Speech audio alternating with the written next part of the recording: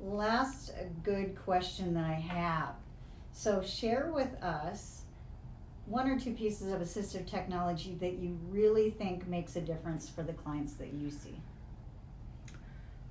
I know that's hard because that's like, oh my gosh, there's so many. You know, kind of back to the basics. You know, we at the School for the Blind, we have a machine called the Lux IQ2, and what that will do is it will give a person the exact bulb that they read best with, and it'll also give them the exact color of sunglass that a person, you know, sees the best with. Mm-hmm. And you know, we have seen, you know, some people don't have, you know, much improvement, mm-hmm. but some people really have a marked improvement. Yeah. And what we are finding is that, you know, now that you go into buildings and they do a lot of the LED or fluorescent lighting, you know, we're finding people that are spending so much time under all of that blue light, and their eyes are becoming more and more sensitive. You know, mm-hmm. they find that they have headaches at the end of the day, or people are spending a lot of time, you know, looking at computer screens, tablet screens, cell phone screens. And so, you know, their eyes are taxed more. And so, you know, being, you know, just getting down to the basics, and, you know, that piece of technology has helped us make some kind of basic, you know, recommendations. And it also leads into, so if a person is able to see better using, you know, the right amount of lighting, they also may need a less strong magnifier. Yes. And so, you know, as magnifiers get stronger, the lens becomes smaller. Right. And so, you know, if a person, you know, just with their naked eye would need like a 5x magnifier, they may only need a 4x or a 3x if they have the right lighting and, you know, glare is controlled and all of those kinds of things. And so, you know, you're talking, you know, a big difference in the size of a 5x as opposed to a 3x. Yeah. So the other piece of technology that I really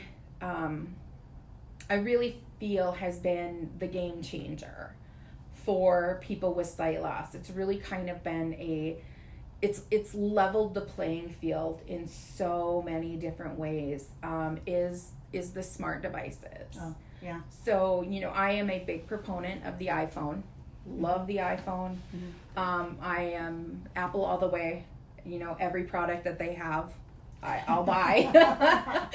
So, but it's really made a huge difference because I can be so much more efficient now than I was before. Mm-hmm. You know, I'm able to, you know, do the things in my office, like edit documents using screen enlargement, you know, in the morning when my eyes are fresh, they're less tired, and then I can use, you know, the accessibility features on my phone or my tablet and still be working in the afternoon, but doing it non-visually. Yeah.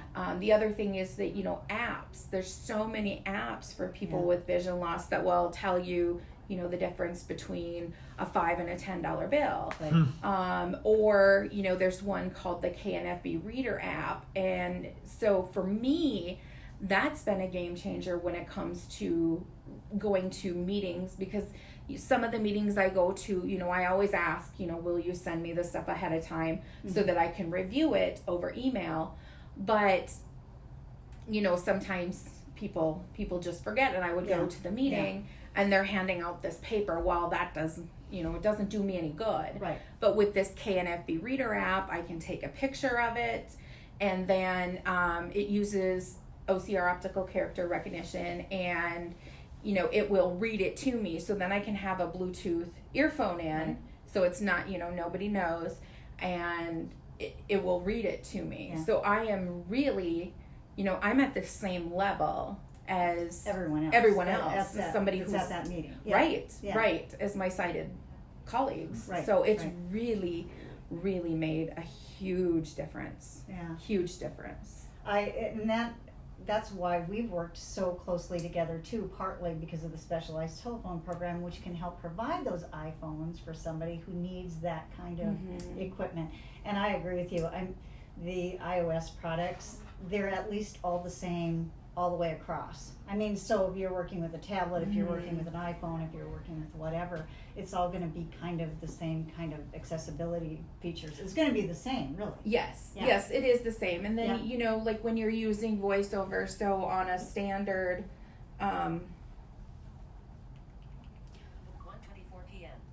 on a standard phone, you know, without voiceover on, if you were to just, you know, touch the phone, you know, you can open up an app, those kinds of things. But with voiceover, there's different gestures that you have to know. And so the nice thing about, you know, the iDevices is that the gestures are the same all the way through from one product to another. And so it's really, it is a much easier system, in my opinion, as an end user, you know, And having some to use other the, platforms. Yeah. Yeah. Oh, cool. I love what you do. I love the passion that you bring to your position. I think that, well, I think everybody who works at the school just does such a great job, and they are there for the right reason, and they really want to help people. And I love working with you, so this has been fun. Well, thank you.